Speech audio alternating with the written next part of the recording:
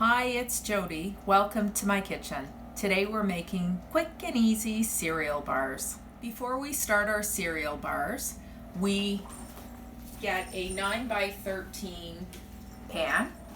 We spray it with cooking spray and line it with parchment paper. So we just put that aside. Also, to my cereal bars, I'm adding sliced almonds, 1 cup of them. But before I do, I like to toast my almonds. You don't have to toast them, but they add a nice nutty flavor to the bars. But first off, to roast your almonds, we put them on a sheet pan like so. We pop them into a 350-degree oven and we roast them for say 4 minutes or until they start to get golden brown like this. Keep an eye on them though. You might have to stir them halfway through because you don't want them to burn. Now to make our cereal bars. We'll start with a pot on the stove. We turn our heat to a medium temperature. To the pot, I add 1 cup of honey, and also to this I add a 1/2 cup of peanut butter. If you don't want to use peanut butter because of an allergy, you can add sesame seed butter, cashew butter, or almond butter. I like the sesame seed butter because I have a peanut allergy in the house. Now we just give this a good stir, make sure everything is melted together, and then we'll proceed with our bars. Now to assemble our cereal bars. We start with 6 cups of cereal. I'm using Cheerios. You can add any kind of cereal that you'd like. You could use Rice Krispies. We could use half and half, either Cheerios, cornflakes, Rice Krispies, whatever you'd like. To this now, I'm adding 1 cup of dried cranberries, which you can also substitute for raisins, apricots, mangoes, whatever you like, whatever flavor you like. To this now, we're adding 1 cup of white chocolate chips. Again, you can add dark chocolate chips, butterscotch, milk chocolate chips, whatever you like. And now I like to add a little bit of chia seeds, 2 tablespoons. Give that a nice little shake. Get our almonds, which we toasted, and we'll just pour those in. Make sure they're cool.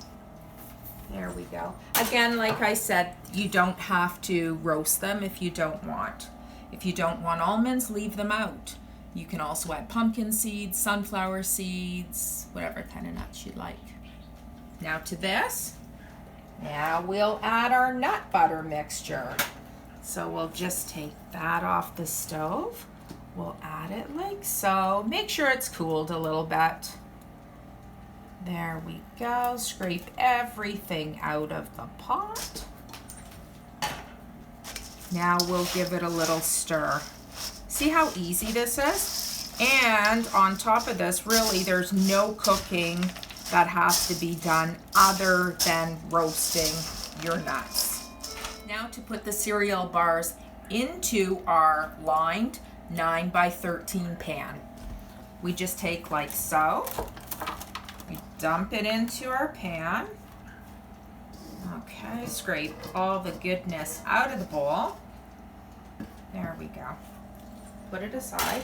Make sure your hands are washed, and we'll start patting it into the pan. But you know a little trick what you do? You grab some butter, like so. Look at this. You put it into your hand, just smooth it around, and then we press our cereal bars into the pan like so. And guess what? Nothing sticks.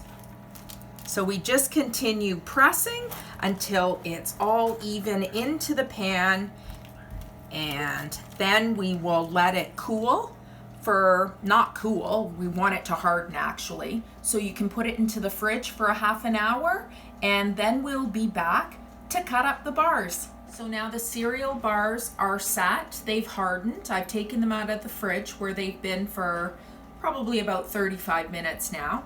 So Remember how I said you had to line your pan and spray it with the cooking spray? Well, this makes it really easy to take the cereal bars out. If you don't have parchment though, you can use foil as well.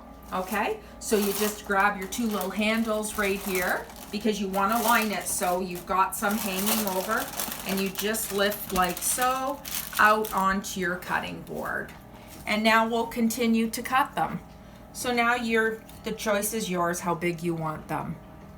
I like to cut them through the middle first, like so.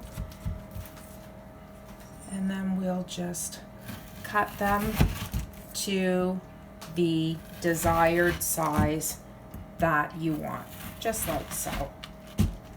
Okay, and then I flip around and then cut like this and like so.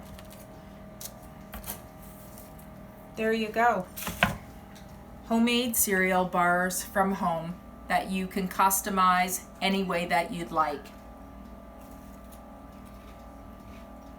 Oh wow, delicious, so good. And you know what? Once you've made them and cut them, you don't have to eat them all at once. You can line a Tupperware container with wax paper or parchment paper, line them all up, put them in the freezer, and take them out as you need them. There you go, cereal bars, that easy. And yes, you can make them.